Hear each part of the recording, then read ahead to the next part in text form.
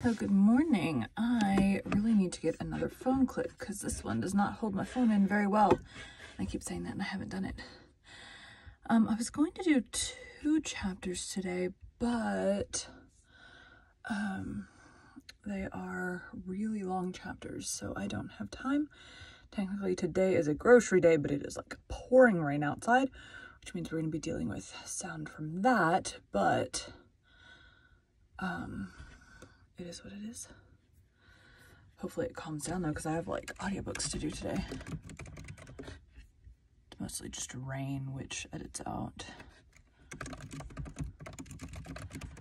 Phantom of the Opera, number 4. It's in Roman numerals. Okay, Phantom. I deep conditioned my hair to try to make it curly today, and then I was like, oh, we're gonna use only light products, and then I accidentally grabbed the gel instead of the mousse. So it's kind of weighed down, but not really. I don't know, pretty much ever since I did the I switched my shampoo and stuff. Oh, that's already working. Wait, is it? Oh, that's not pushed. Ever since I changed my shampoo and stuff, it has been slowly getting better. I was using too many protein products on my hair. My hair doesn't like protein. This is totally random and has nothing to do with audiobooks, but let's go. One on, one mostly off. Oh, there's thunder. I'll turn this on. And take a drink. I have my fan on. Wait for it to finish its clicking. It's like a countdown to start. I don't know. It's when I turn this thing on, I don't even know if you guys can hear that. It like makes this ticking kind of noise. That's facing a little bit odd. Today we'll be continuing The Phantom of the Opera by...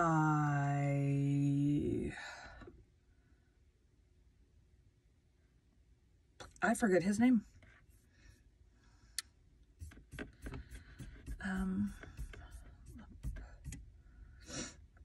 Gaston Leroux.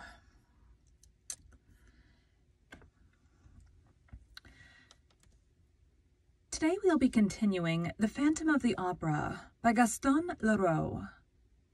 Chapter 4, Box 5. Armand Moncharmin wrote such voluminous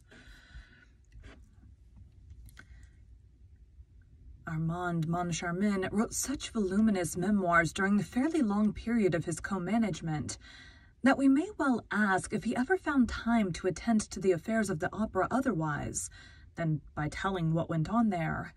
Monsieur Moncharmin did not know a note of music, but he called the Minister of Education and Fine Arts by his Christian name, had dabbled a little in society journalism, and enjoyed a considerable private income.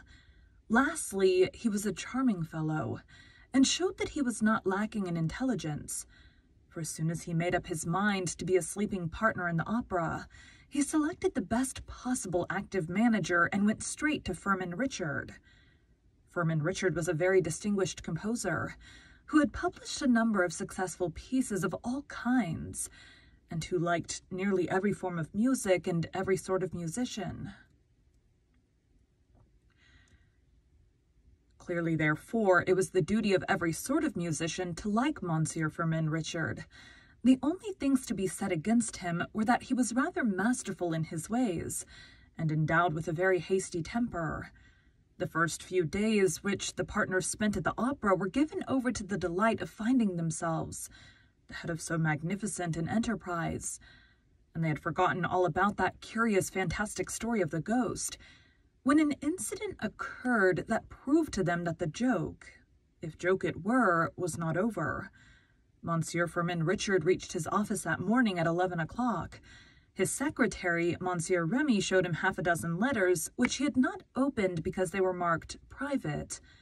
One of the letters had at once attracted Richard's attention, not only because the envelope was addressed in red ink, but because he seemed to have seen the writing before. He soon remembered that it was the red handwriting in which the memorandum book had been so curiously completed. He recognized the clumsy, childish hand. He opened the letter and read, "Dear Mr. Manager, I'm sorry to have to trouble you at Dear Mr. Manager, I'm sorry to have to trouble you at a time when you must be so very busy, renewing important engagements, signing fresh ones, and generally displaying your excellent taste. I know what you've done for Carlotta, Sorelli, and little Jamis, and for a few others, whose admirable qualities of talent or genius you have suspected." Thunder.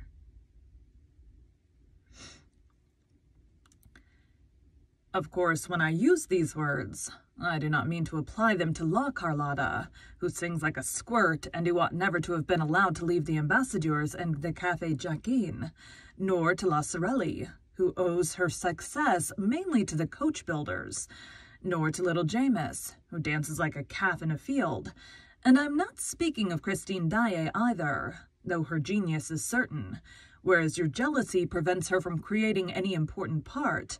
When all is said, you are free to conduct your little business as you think best, are you not?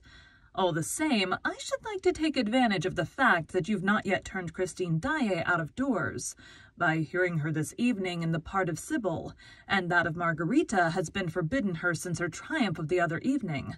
And I will ask you not to dispose of my box today, nor on the following days, for I cannot end this letter without telling you how disagreeably surprised I've been once or twice to hear, on arriving at the opera, that my box had been sold, at the box office, by your orders.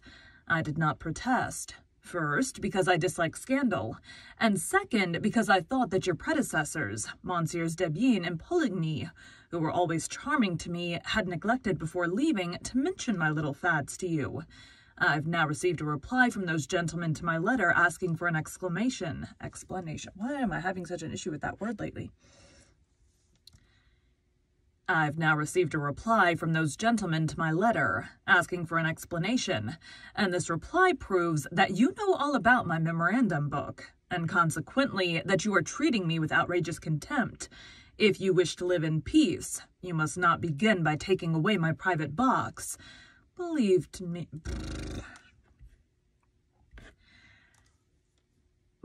to be, dear Mr. Manager, without prejudice to these little observations, your most humble and obedient servant, Opera Ghost.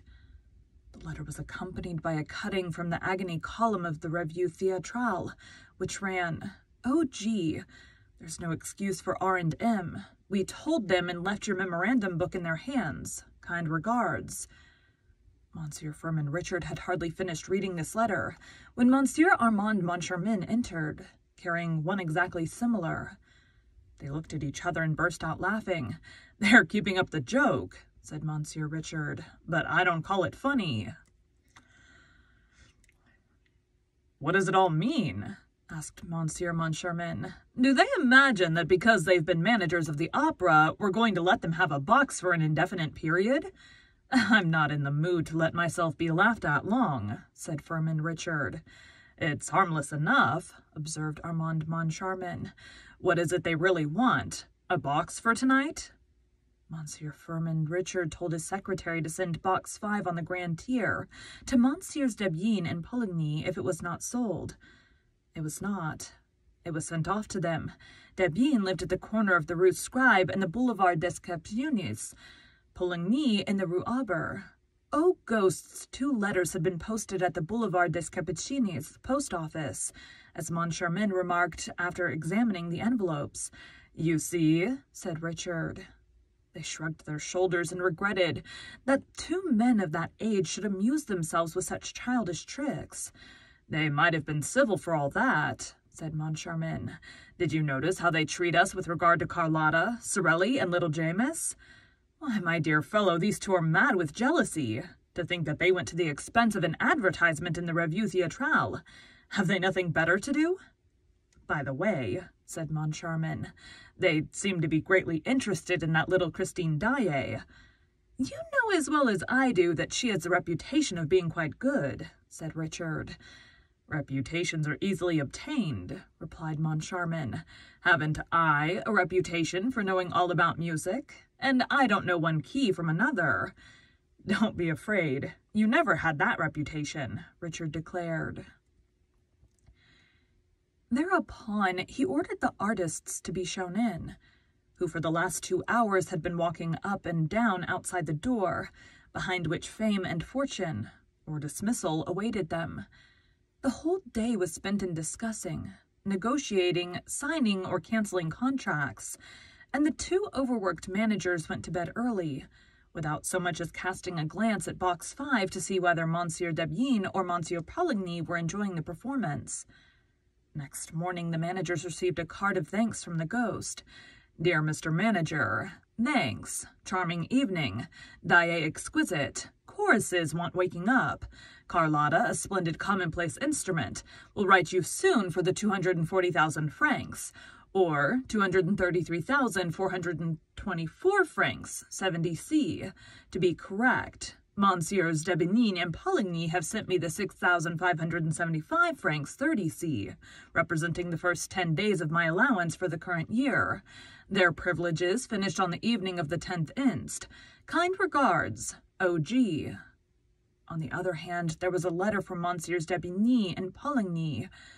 "Gentlemen, we are much obliged for your kind thought of us, but you will easily understand that the prospect of again hearing Faust, pleasant though it is to ex-managers of the opera, cannot make us forget that we have no right to occupy Box 5 on the grand tier, which is the exclusive property of him of whom we spoke to you when we went through the memorandum book with you for the last time. See Clause 98, final paragraph. Accept, gentlemen, etc.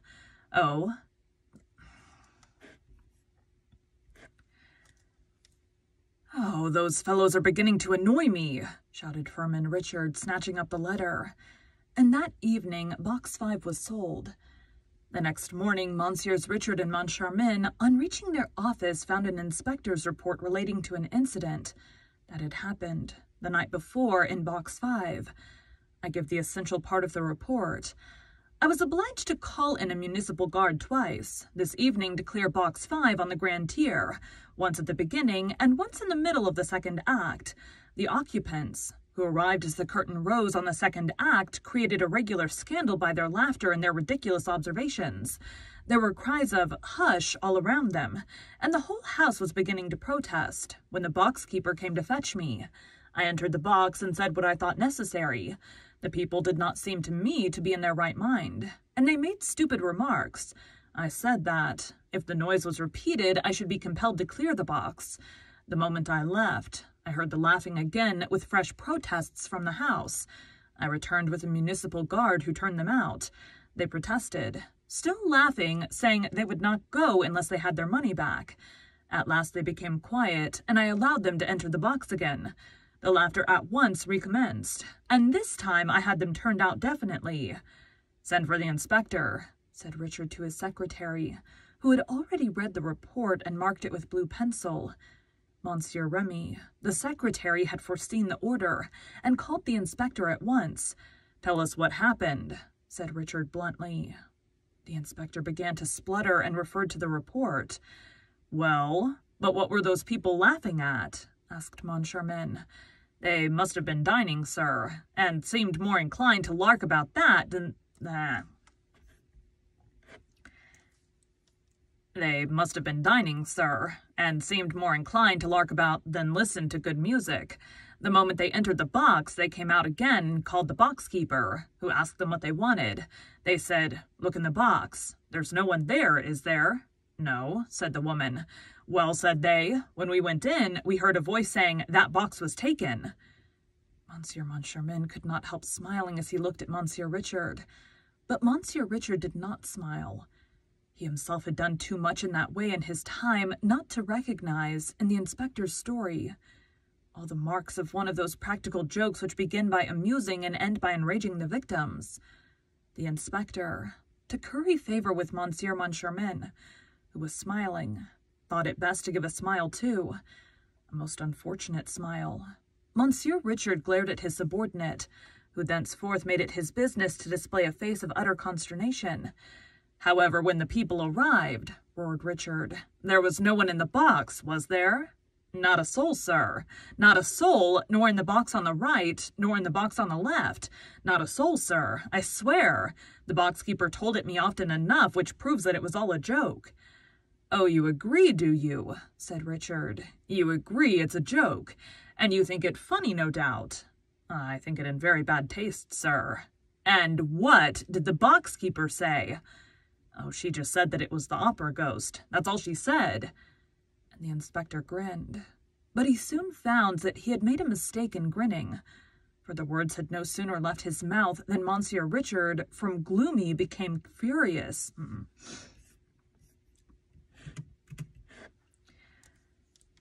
For the words had no sooner left his mouth than Monsieur Richard, from gloomy, became furious. "Send for the box-keeper," he shouted. "Send for her this minute, and bring her into me here, and turn all those people out." The inspector tried to protest, but Richard closed his mouth with an angry order to hold his tongue.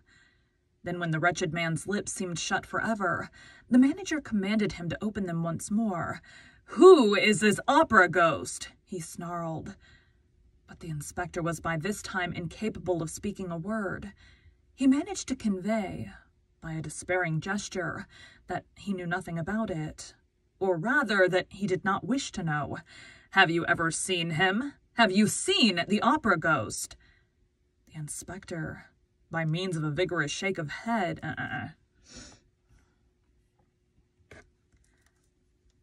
The inspector, by means of a vigorous shake of the head, denied ever having seen the ghost in question. "Very well," said Monsieur Richard coldly. The inspector's eyes started out of his head, as though to ask why the manager had uttered that ominous "very well." "Because I'm going to settle the account of any one who has not seen him," explained the manager. "As he seems to be everywhere, I can't have people telling me that they see him nowhere. I like people to work for me when I employ them." Having said this, Monsieur Richard paid no attention to the inspector, and discussed various matters of business with his acting manager, who had entered the room meanwhile. "Excuse me." The inspector thought he could go, and was gently...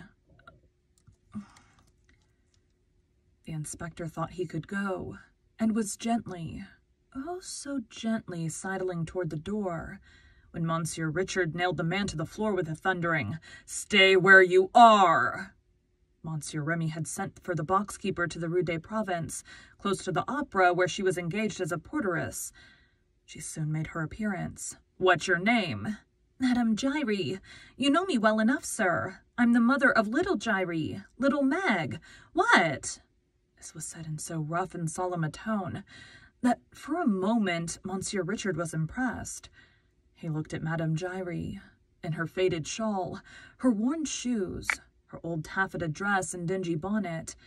It was quite evident from the manager's attitude that he either did not know or could not remember having met Madame Giry, nor even little Giry, nor even little Meg. But Madame Giry's pride was so great that the celebrated box-keeper imagined that everybody knew her. "Never heard of her," the manager declared. "But that's no reason, Madame Giry, why I shouldn't ask you what happened last night to make you and the inspector call in a municipal guard."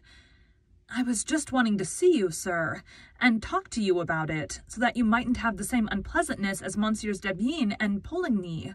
They wouldn't listen to me either at first." "I'm not asking you about all that. I'm asking what happened last night." Madame Giry turned purple with indignation. Never had she been spoken to like that. She rose as though to go, gathering up the folds of her skirt and waving the feathers of her dingy bonnet with dignity. But changing her mind, she sat down again and said in a haughty voice, "I'll tell you what happened. The ghost was annoyed again." Thereupon, as Monsieur Richard was on the point of bursting out, Monsieur Moncharmin interfered and conducted the interrogatory.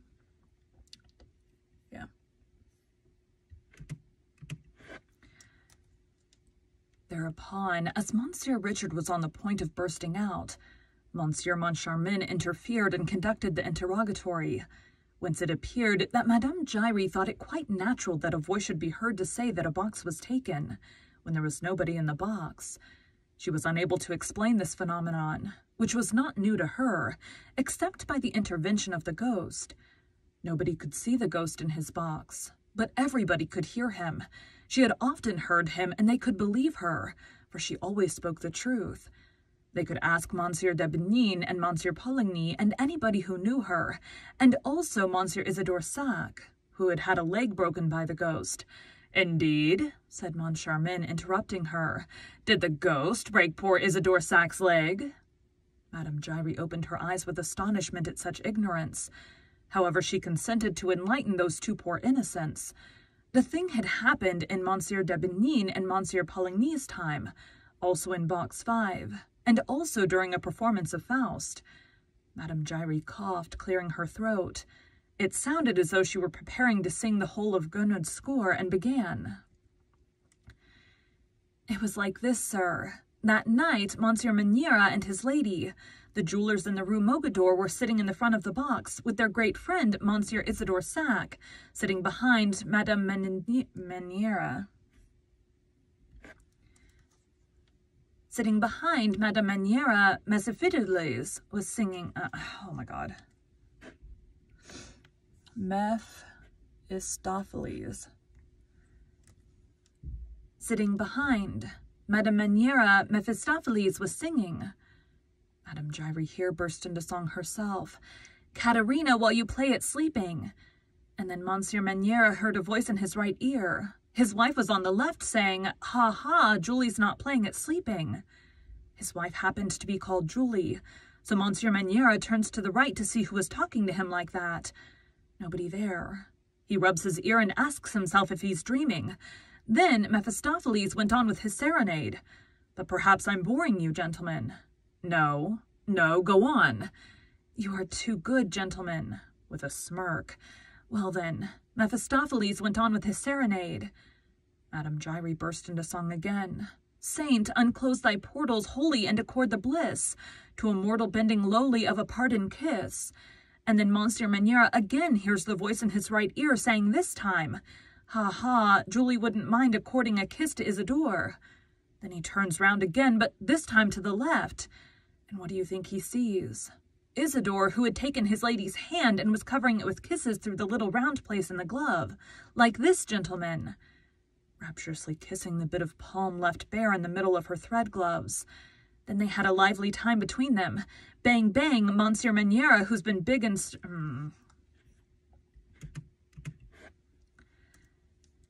Then they had a lively time between them. Bang, bang, Monsieur Maniera, who was big and strong like you, Monsieur Richard, gave 2 blows to Monsieur Isidore Sac, who was small and weak like Monsieur Moncharmin, saving his presence. There was a great uproar. People in the house shouted, "That will do! Stop them! He'll kill him!"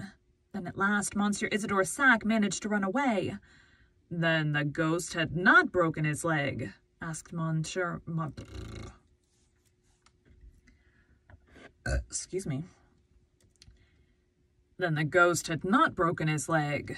asked Monsieur Moncharmin, a little vexed that his figure had made so little impression on Madame Giry. "He did break it for him, sir," replied Madame Giry haughtily. "He broke it for him on the grand staircase, which he ran down too fast, sir, and it will be long before the poor gentleman will be able to go up." "He broke it for him on the grand staircase, which he ran down too fast, sir, and it will be long before the poor gentleman will be able to go up it again." "Did the ghost tell you what he said in Monsieur Maniera's right ear?" asked Monsieur Moncharmin, with a gravity which he thought exceedingly humorous. "No, sir, it was Monsieur Maniera himself, so—" "But have you spoken to the ghost, my good lady?" "As I'm speaking to you now, my good sir," Madame Giry replied. "And when the ghost speaks to you, what does he say?" "Well, he tells me to bring him a footstool." This time Richard burst out laughing, as did Moncharmin and Remy the secretary. Only the inspector, warned by experience, was careful not to laugh, while Madame Giry ventured to adopt an attitude that was positively threatening. "Instead of laughing," she cried indignantly, "you'd do better to do as Monsieur Poligny did, who found out for himself." "Found out about what?" asked Moncharmin, who had never been so much amused in his life. About the ghost, of course. Look here." She suddenly calmed herself, feeling that this was a solemn moment in her life. "Look here," she repeated. "They were playing La Guive. Monsieur Poligny thought he would watch the performance from the ghost's box. Well, when Leopold cries, 'Let us fly,' you know, and Eleazar stops him and says, 'Whither go ye?' Well, Monsieur Poligny, I was watching him from the back of the next box, which was empty. Monsieur Poligny got up and walked out quite stiffly like a salute, and before I had time to ask him, 'Whither go ye?' like Eleazar, he was down the staircase, but without breaking his leg." "Still, that doesn't let us know how the opera ghost came to ask you for a footstool," insisted Monsieur Moncharmin. "Well, from that evening, no one tried to take the ghost's private box from him. The manager gave orders that he was to have it at each performance, and whenever he came, he asked me for a footstool." "Tut, tut, a ghost asking for a footstool. Then this ghost of yours is a woman." "No, the ghost is a man." "How do you know?" "He has a man's voice. Oh, such a lovely man's voice. This is what happens. When he comes to the opera, it's usually in the middle of the first act. He gives 3 little taps on the door of box 5. The first time I heard those 3 taps, when I knew there was no one in the box, you can think how puzzled I was. I opened the door and... I opened the door, listened, looked. Nobody. And then I heard a voice say, 'Madame Jules, my poor husband's name was Jules. A footstool, please.' Saving your presence, gentlemen, it made me feel all overish like. But the voice went on, 'Don't be frightened, Madame Jules, I'm the opera ghost.' And the voice was so soft and kind that I hardly felt frightened. The voice was sitting in the corner chair on the right in the front row. Thunder.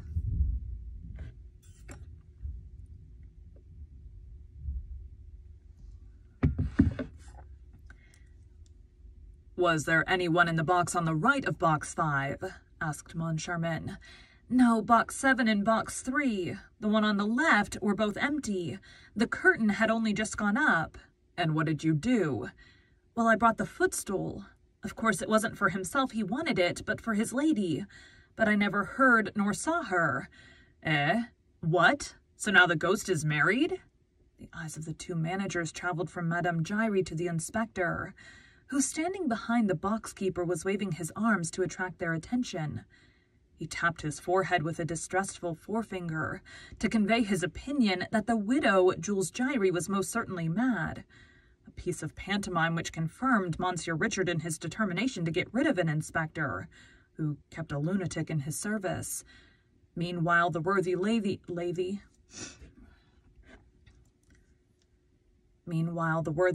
went on about her ghost, now painting his generosity. At the end of the performance, he always gives me 2 francs, sometimes 5, sometimes even 10, when he's been many days without coming. Only since people have begun to annoy him again, he gives me nothing at all. Excuse me, my good woman, said Moncharmin, while Madame Giry tossed the feathers in her dingy hat at this persistent familiarity. Excuse me, how does the ghost manage to give you your 2 francs? Why, he leaves them on the little shelf in the box, of course. I find them with the program which I always give him. Some evenings I find flowers in the box, a rose that must have dropped from his lady's bodice, for he brings a lady with him sometimes. One day they left a fan behind them. Oh, the ghost left a fan, did he? And what did you do with it? Well, I brought it back to the box the next night. Here the inspector's voice was raised. You've broken the rules. I shall have to fine you, Madame Giry. Hold your tongue, you fool, muttered Monsieur Firmin Richard. You brought back the fan, and then? Well, then, they took it away with them, sir. It was not there at the end of the performance, and in its place they left me a box of English sweets, which I'm very fond of. That's one of the ghost's pretty thoughts. That will do, Madame Giry. You can go. I'm going to watch this movie while I'm working today.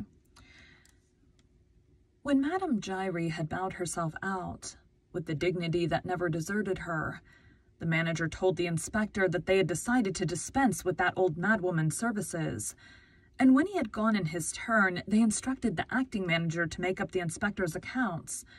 Left alone, the managers told each other of the idea which they both had in mind, which was that they themselves...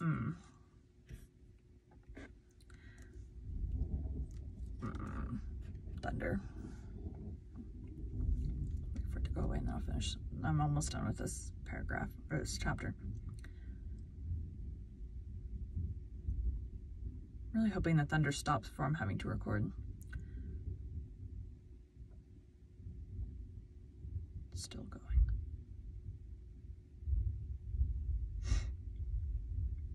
Boo.